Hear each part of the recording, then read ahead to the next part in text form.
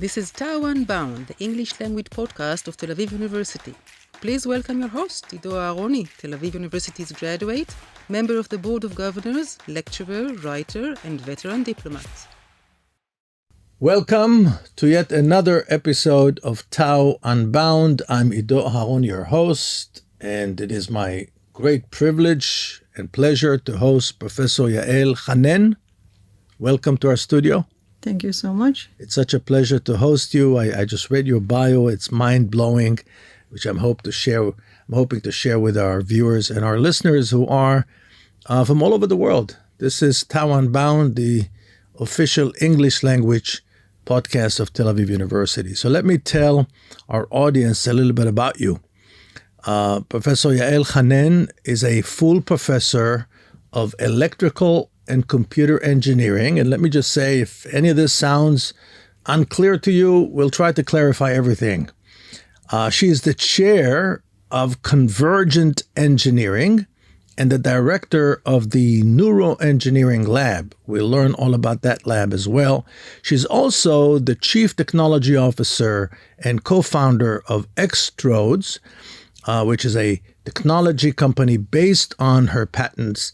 She published over 100 scientific articles and registered 6 patents. We will learn more about her impressive biography. But before any of that, please tell us, how did you become such an accomplished scientist? When did you discover the spark? Well, I started my path towards engineering and technology actually pretty early on, already in high school. So I studied actually quite close to here, Beit Sefer L'Handesaim. Oh, it's right here. Right here. And this was a very, very special environment that really encouraged students at very early age, starting from 15 and on, to start thinking both about academic engineering careers, but also about being involved in society. So the grand vision was that engineers are not just engineers that develop technologies, but actually people that should be So if you don't mind, I just want to make sure that our audience knows what this school was all about. So this was a high school emphasizing engineering for youth. And typically, as I remember, the kids that were accepted to this school were really the top tier. So this was a very high level school. Right. There were a couple of them in Israel. I think that was one of the best. Yeah. And it used to be used to be right here. Now it moved to... And now INSS, I think, is in that building, and they moved to a different location. Right. They... So that was a starting point, because in the family background was nothing really related to engineering. And so that was a very, very important initial push. Later, I studied physics. So what drew you to physics? What area within physics? So the area within physics was semiconductor physics. Because that appeared to me to be one of the most applicable. So it was an opportunity to still think in terms of engineering. So help us understand, what is semiconductor physics? So all the electronic devices that we have, all the hardware, the chips, the microelectronics, these are different buzzwords, but they all essentially say that within your phones, within your computers, there's the brain, the electronic brain. That electronic brain is built on technology consisting of semiconducting devices. And so there's a very beautiful physics underlying these devices. So it starts with physics and then later on applied by electrical engineers to build devices.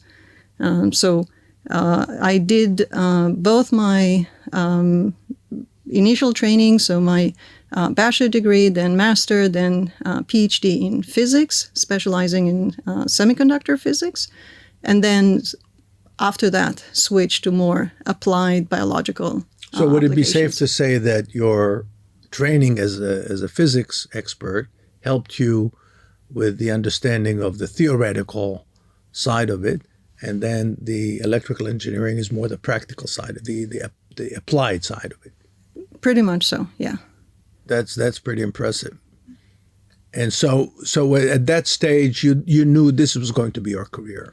So not really, because academic career is something very different than, I guess, most careers. It's not something that you, unless you grow up into academic families, it's not something you can easily relate to. You don't really know. When I started doing my bachelor degree, I didn't know that there's a master degree. I didn't know there's a PhD degree. I didn't know there's a postdoc, and what does it mean to be an academic. What I did fall in love with was in research. So doing research was something that was really exciting, dealing with new problems, not just going through problems that people already solved as you do in your bachelor degree, but confronting and facing new challenges and looking into new frontiers, new combinations of ideas and technologies. This is something that I started falling in love with when I did my master and PhD at the Weizmann Institute, and then even more so when I started my postdoc, University of Washington in Seattle, and that was an opportunity to start learning a whole bunch of things, including neurotechnology that you mentioned, which is essentially the point where we converge neuroscience, or the brain, the nervous system, with engineering principles. And I have so many questions about that because it has so many applications. But before that, so why did you go to Seattle? Was there a special scholarship program? A spouse. Oh, your spouse. Okay, got it.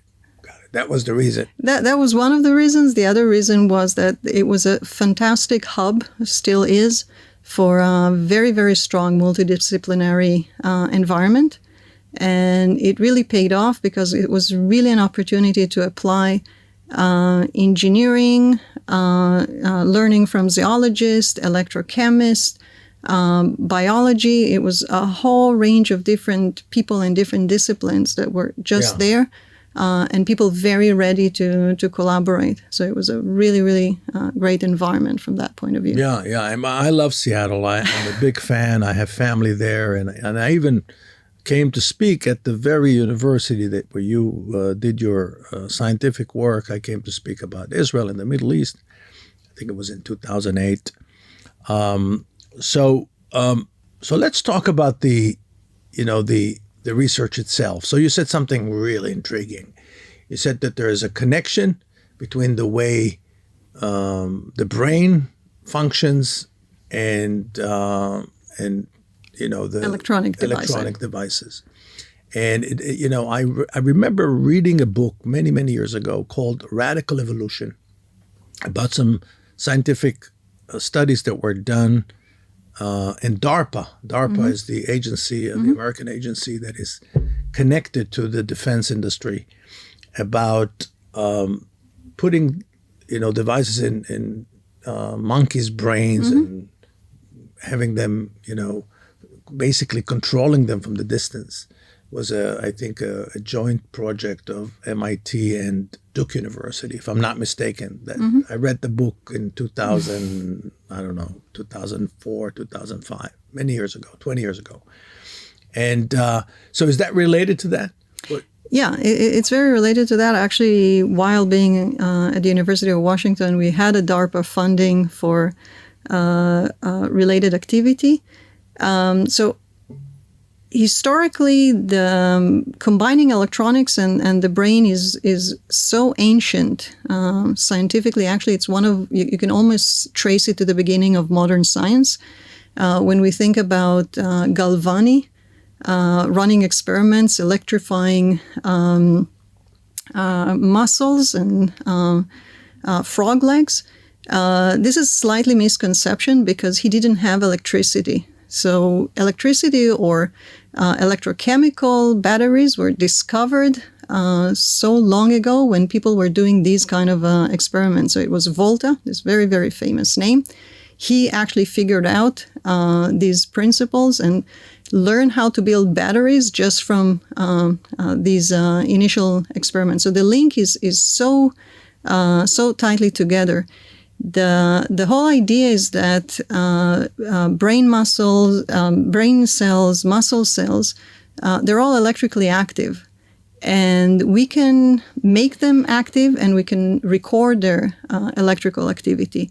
So we can use electrical signals to elicit activity, artificial activity, and we can record what's going on in the brain or in the muscles and decipher planning, decipher action, decipher quite a lot of information. So this is roughly, how electricity and the neuronal system are. Yeah, and I'm aware of the fact that today, with the growth of the wellness industry, there's a lot of treatments offered to people of enhancing the electricity in their muscles and so on. And it's not recommended for people with cancer because the argument is that it really accelerates the growth of the cancerous cells. I don't know. So there are many, many, many angles to it. So one angle is something that is called biofeedback or neurofeedback, where by recording the activity, which could be muscle tone. So if you're stressed, if I'm stressed now and I'm keeping my muscles tense, then this is something you can record and you can basically provide users the feedback of, calm down, relax, don't be so tense. And there are quite a lot of different parameters that we can measure and actually see these parameters. You can also, again, elicit activity. So you can target specific brain regions, you can target specific nerves, and you can stimulate them.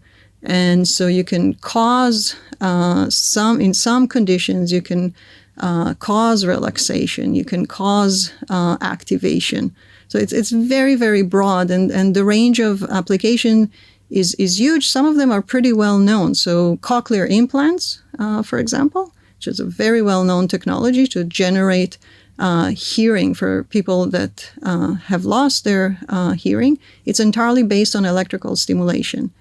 In a sense, it's similar to what we do in with nanoretina, right? Nanoretina was an effort to do something similar for vision, which is much, much, much bigger challenge than hearing. So in cochlear implants, they have something in the range of 20 electrodes. So what is it exactly that we need to bypass in order to allow the deaf person to hear? So a deaf person has to, the ear has to recognize that there is sound.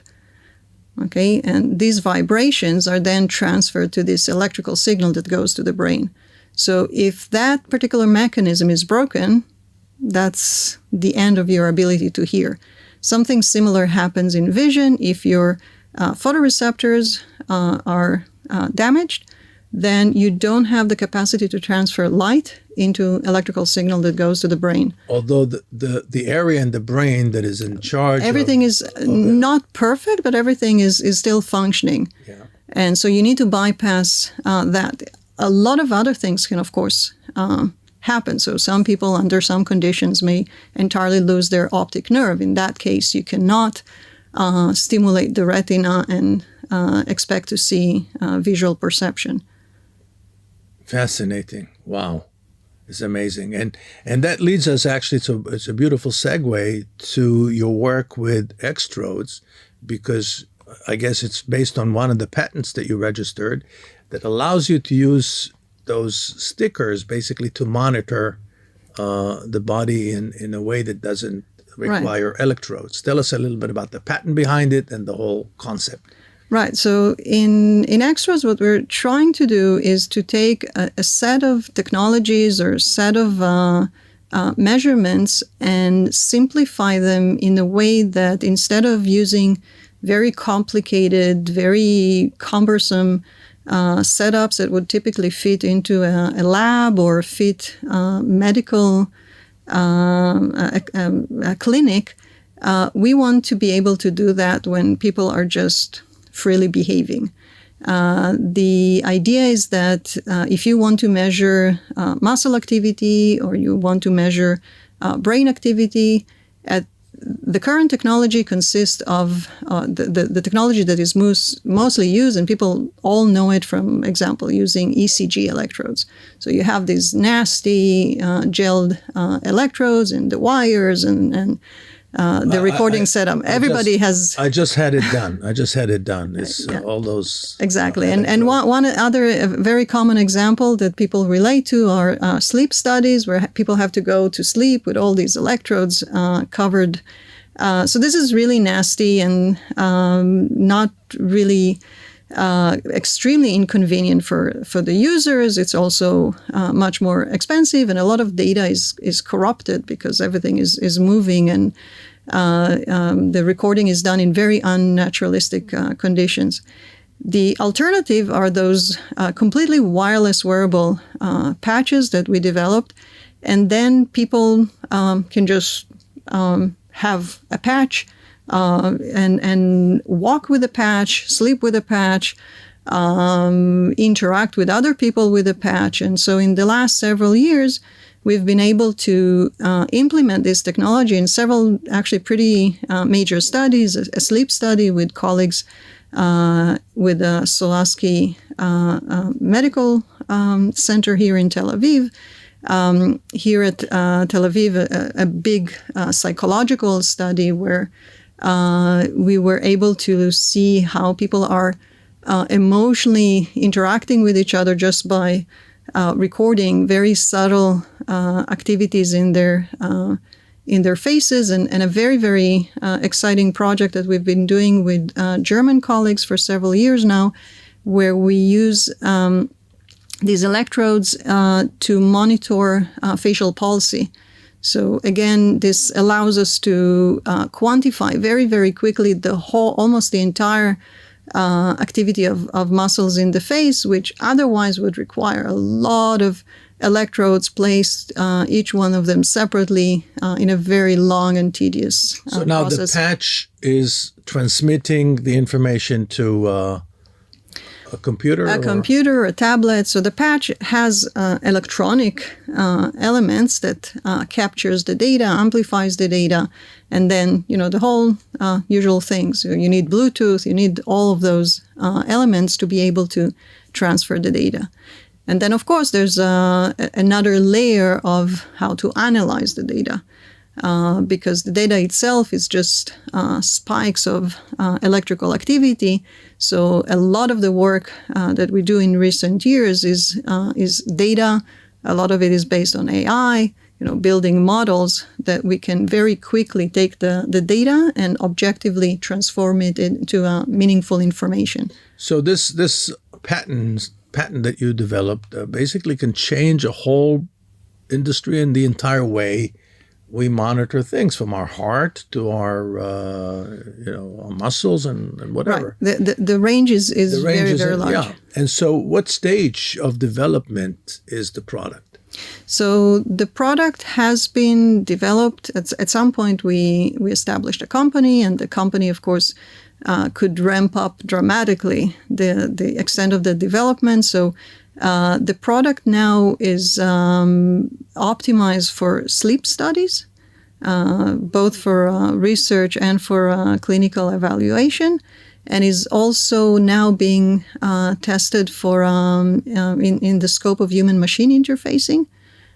So it's applied for quite a lot of different applications. So allowing monitoring of people in real life, especially in stress conditions. So we're looking at operators like pilots, like race drivers, these kind of situations. Or even soldiers in the field. Or including soldiers in the field, yeah.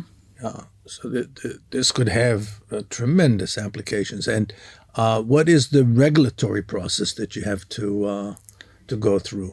So the regulatory process for medical devices is very well established, and we already 2 years ago we had to go through a process and completed an FDA application, not just application but approval, and that consisted on demonstrating that each one of the parameters that we measure is is measured correctly. So you have to measure your system against a well-established technology and show that your signals are very, very accurate.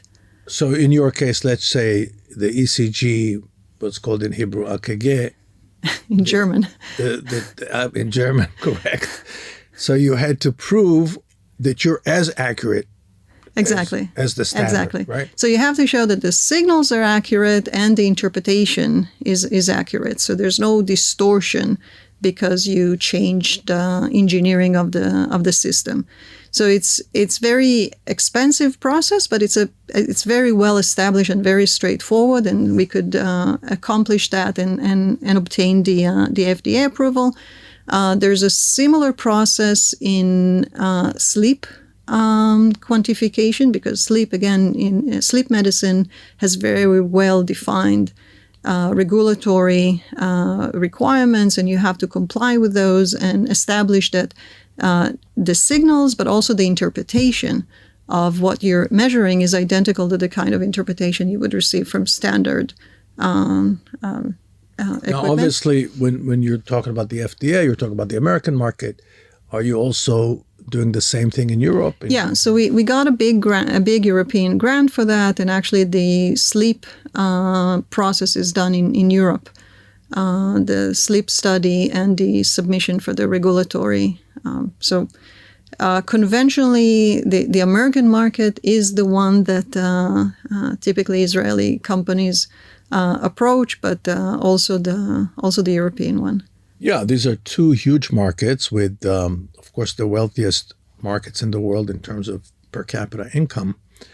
Although I would assume that your patches will reduce the cost of the procedure, which would be extremely important in places like India, which is the most populous nation in the world. So this is really interesting, because during the summer, I was in India and I visited a hospital that is actually using our technology. So when comparing the US or Europe or countries such as India, the landscape is the regulatory landscape is entirely different.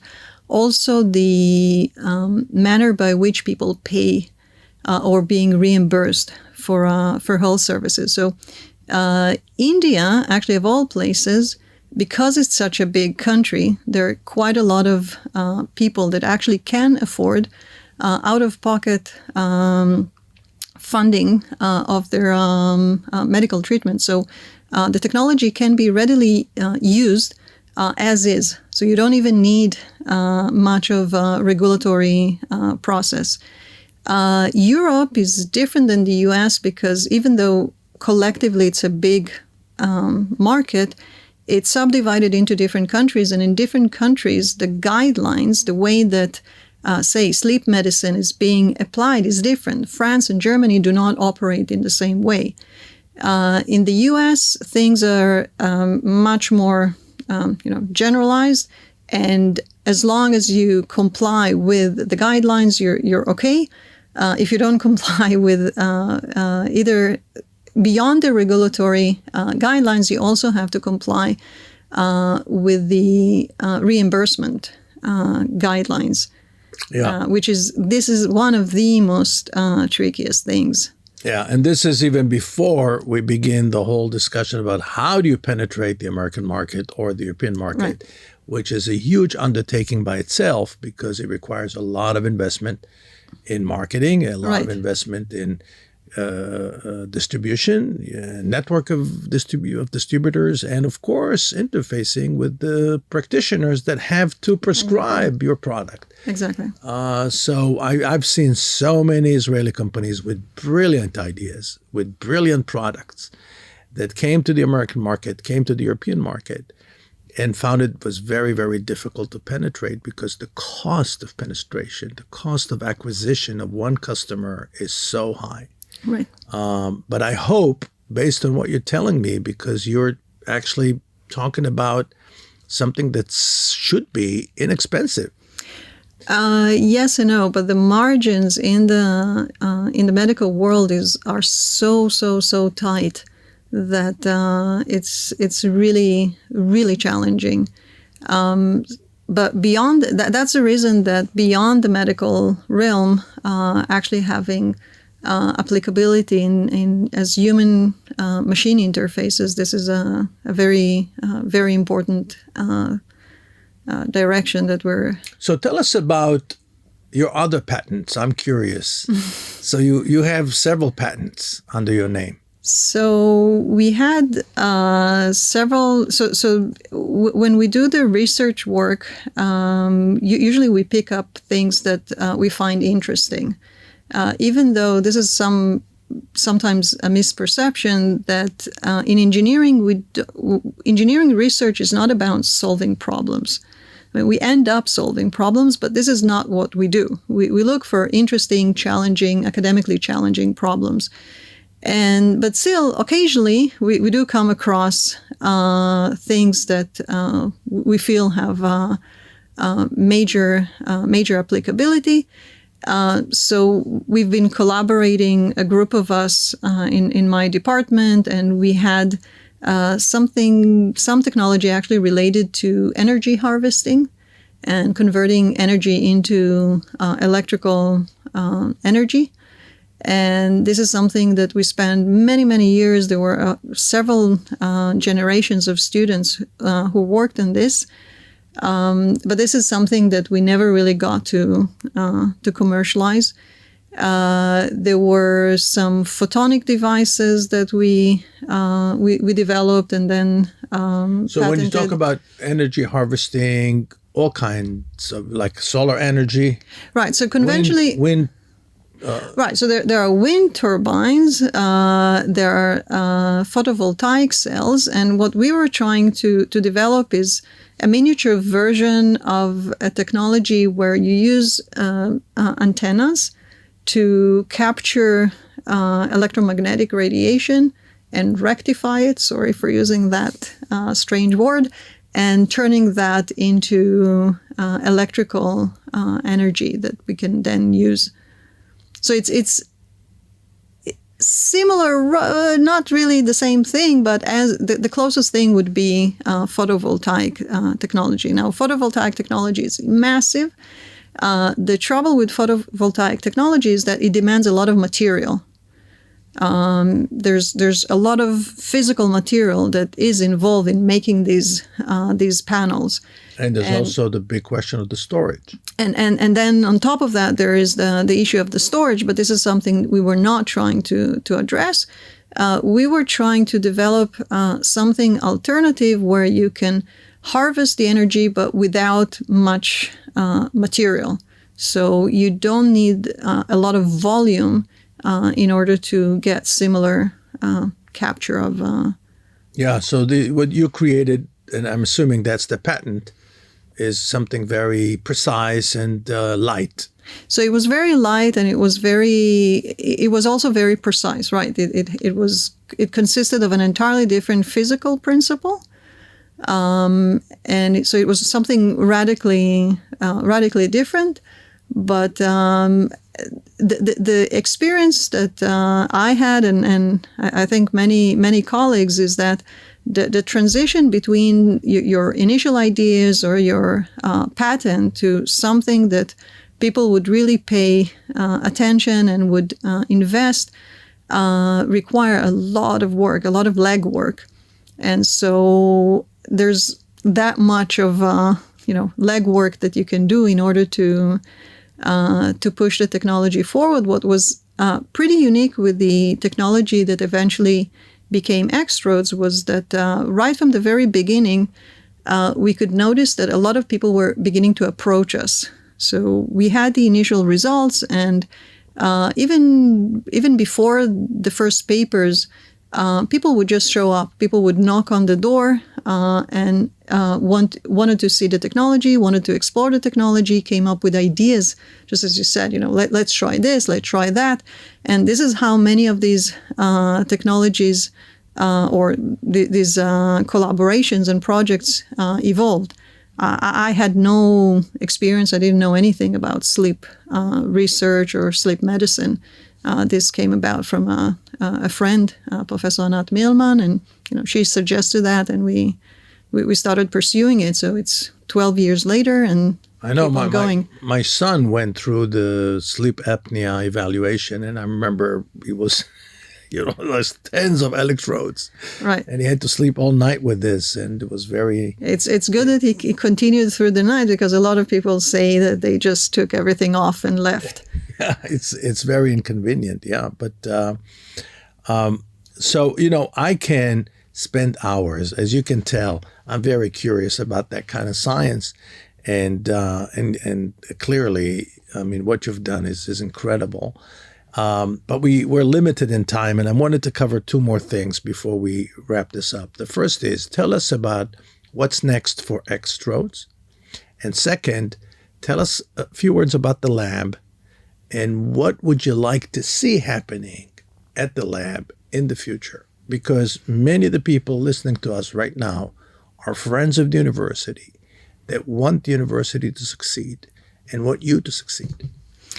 So for X-trodes, or for the technology, the dream is really to be able to capture data and interpret the data automatically, seamlessly, immediately. This is huge task, because, again, appreciating, for example, the medical world. In the medical world, a lot of the data analysis is still done manually. So people look at the data, they mark specific features, and this is how medical evaluation takes place. Now, of course, we can remove some of it, we can automate some of it, but still there's an enormous amount of manual work that has to be done.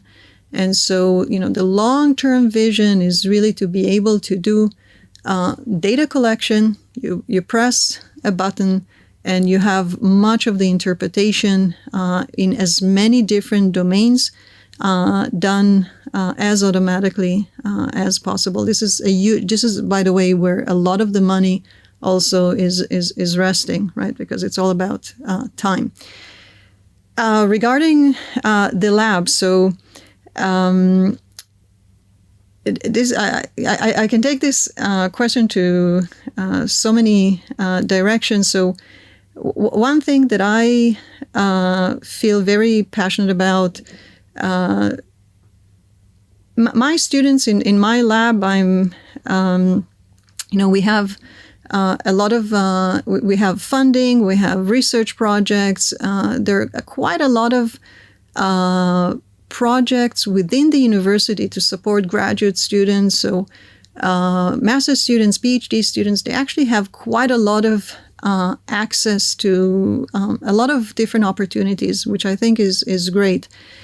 What I would love to see is much more emphasis on retaining and promoting engineering students, undergrads, making sure that they would stick around here, stay in Israel, that we would not lose these talents elsewhere.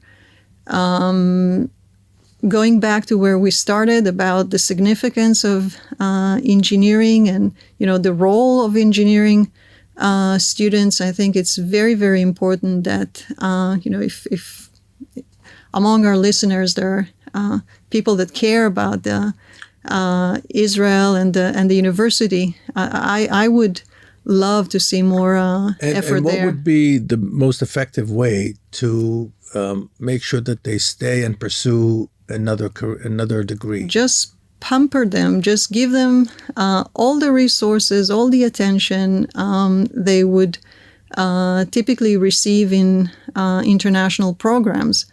Israeli programs for undergrads are very, hardcore. It's almost a continuation of the military service. I think there's a lot of room to support them in ways that they would be much more, appreciated, that they would have more resources, more opportunities, more international outreach. The very, very basics that you want to appreciate. Among our engineering undergrads, I think we're number one on campus with reserve duty. People really have to, it's really difficult studies. It's 4 years.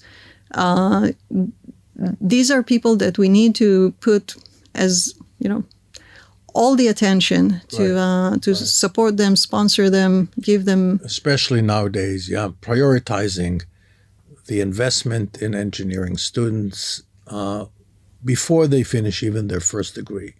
I think that's a worthwhile message to our friends who are listening and viewing us. Professor Hanein, I wanted to thank you. Thank you for spending so much time with us and educating us about your brilliant work. It really is brilliant. Thank you for everything that you do, and hopefully we'll get to talk to you once X-trodes goes public, and you'll be all over the Israeli press.